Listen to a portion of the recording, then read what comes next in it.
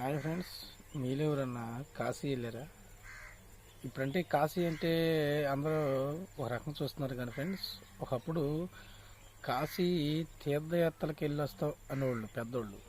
ఎందుకనంటే మనం చేసిన అంటే తెలిసి చేసిన పాపాలు, తెలియక చేసిన పాపాలు మొత్తం కడగవేయబడద్దని చెప్పేసి అప్పట్లో పేరుండేది. అందరూ కాశీ యాత్రకు అని చెప్పేసి వెళ్ళేవాళ్ళు. ఇప్పుడు కాశీ యాత్ర కాదు, అసలు శివరాత్రికి వెళ్ళట్లేదు. ఏంటంటే ఆ, మేము మంచి పనులు చేస్తున్నాం, మేము పుణ్యాత్మ లెక్కలో ఉన్నారు కానీ ఎవరో కాశీకి అయితే ఇప్పుడు వెళ్ళట్లేదు.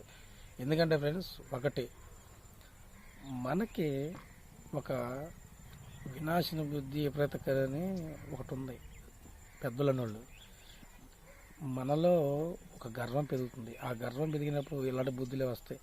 ఎందుకంటే ఫ్రెండ్స్, ఒకటి మనం ఎప్పుడైనా కానీ ఒకసారి కాశీ వెళ్ళితే ఏం పోతుంది ఫ్రెండ్స్, పుణ్యం వస్తుంది కానీ పాపం అయితే రాదు కదా.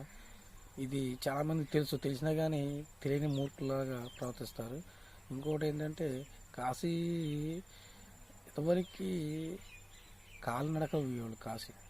ఇప్పుడు ట్రైన్లు ఉన్నాయి, మరి బస్సులు ఉన్నాయి, ఫ్లైట్లు ఉన్నాయి, అన్నీ ఉన్నాయి. అయినా కానీ ఇప్పుడు మనం పోవటానికి మనం పోవట్లేదు. ఏంటంటే బిజీ లైఫ్ అనేది బిజీ అయ్యి ఇంకా సంపాదించాలా ఈ రందే కానీ మనం మనం ఎంత పాపం చేసినామో మనకు తెలియట్లేదు ఫ్రెండ్స్. ఎందుకంటున్నానంటే ఆ మాట, మనలో మనం చేసిన పాపాలు అక్కడ శివాలయం వెళితే అక్కడ శివలింగాన్ని దర్శిస్తే ఎంత బాగుంటుంది. అఘోరాలు ఉంటారు అక్కడ కాశీలో.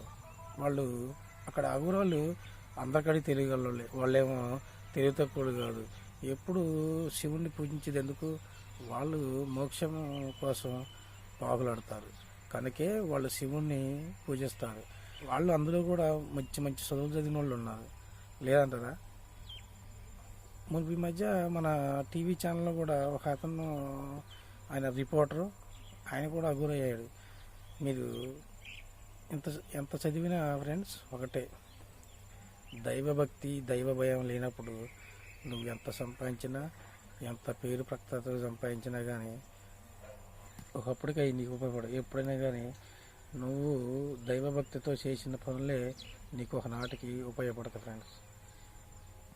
ఎప్పుడైనా కానీ మనం చేసే పనిని బట్టే మనకి దేవుడు మనకిచ్చే మార్గాలు ఉంటాయి. ఇప్పుడు ఎంతోమంది రాక్షసులు పుట్టారు, చనిపోయారు. ఎంతోమంది మానవ జాతిని హింసించారు, ఉన్నారా? ఒక్కళ్ళు లేరు. కనుక ఇప్పుడు కాశీ పోయడం వల్ల మనకు వచ్చిన నష్టం లేదు ఫ్రెండ్స్, పుణ్యమే, మనకు లాభమే. ఇంకోటి ఏంటంటే, ఎంతోమంది ఇప్పుడు మనం మత మార్పిడి అది ఇది అంటున్నారు ఫ్రెండ్స్. ఒకటే గుర్తుంచుకోండి, ఇది భారతదేశం గడ్డ, ఇది అఖండ భారతం. ఈ మతాలు మొత్తం ఏమీ రానప్పుడే మన కారణం మతం ఏంటి? హిందూ ధర్మం. ముందు అది గుర్తుంచుకోండి ఫ్రెండ్స్. అయితే చాలామంది ఇప్పుడు కాశీకి వెళ్దామని కొంతమంది అనుకుంటారు, కుదరదు. ఎందుకంటే ఇప్పుడున్న బిజీ లైఫ్ బట్టి కుదరపోవచ్చు. కానీ ఏదో రకంగా వీలు చేసుకొని కాశీ పోయితే చాలా పుణ్యము. ఇప్పుడు విజయవాడ ట్రైన్ ఎక్కితే కాశీకి దిగుతాం, విజయవాడ బస్సు ఎక్కితే అక్కడ దిగుతాం, గన్నవరం వెళ్ళిపోతాం. కాశీ వెళ్ళడానికి దారులు చాలా ఉన్నాయి. ఇదివరకు కాలినడక నడిచిపోయేవాళ్ళు 5-6 రోజులు పట్టేది, అయినా కానీ నడిచిపోయేవాళ్ళు. ఇలా ఆ బాధలు లేవు. ఎక్కడికక్కడ వెహికల్స్ ఉన్నాయి, ట్రైన్స్ ఉన్నాయి, ఫ్లైట్లు ఉన్నాయి. కాబట్టి వెళ్ళి రావడంలో పెద్ద రిస్క్ ఉండదు ఫ్రెండ్స్. ఒకసారి వెళ్ళి రండి. కాశీలో మన పెద్దవాళ్ళు అస్తకలు కలిపితే మంచిది అని అప్పుడైంది, ఇప్పుడు కూడా చాలామంది అస్తకలు కలుపుతారు అక్కడ తీసుకెళ్ళి. కనుక అంత పుణ్యనది ఎక్కడ లేదు.